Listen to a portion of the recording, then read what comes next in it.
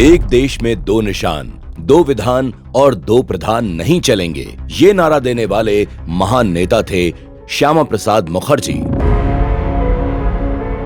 1947 में देश तो आजाद हुआ, पर उसके साथ ही देश पर आया विभाजन का संकट। विभाजन की त्रासदी झेल रहे देश को कांग्रेस की कुनीतियों ने एक और जख्म दिया, धारा 370। कहने को तो इस अनुच्छेद के तहत कश्मीर को एक विशेष दर्जा दिया गया, पर असल में यह अनुच्छेद वो जहर था जिसे भारत की एकता और संप्रभुता को धीरे धीरे नष्ट करने के इरादे से कश्मीर में बोया गया था। लेकिन डॉक्टर श्यामा प्रसाद मुखर्जी वो दूरदर्शी नेता थे जिन्होंने इस अनुच्छेद के पीछे की मंशा, देश की एकता और अखंडता के खिलाफ दुष्परिणामों को पहचान लिया था और साथ ही शुरू किया भारत की अखंडता के विरुद्ध रचे गए इस षड्यंत्र के खिलाफ अभियान। अनुच्छेद 370 को हटाने का बिगुल डॉक्टर श्यामा प्रसाद मुखर्जी जी ने आज से 70 साल पहले पंजाब के माधोपुर गांव से फूंका था। अपने इसी संकल्प को पूरा करने के लिए डॉक्टर श्यामा प्रसाद मुखर्जी 1953 में जम्मू कश्मीर की यात्रा पर निकले थे।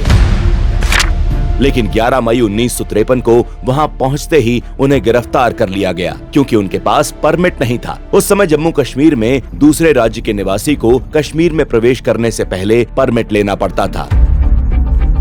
मुखर्जी को 11 मई 1953 को कश्मीर में गिरफ्तार कर लिया गया और नजरबंद कर उन पर अत्याचार किया गया। इस दौरान उनकी स्वास्थ्य स्थिति बिगड़ गई और 23 जून 1953 को उन्होंने श्रीनगर में रहस्यमयी परिस्थितियों में अंतिम सांस ली।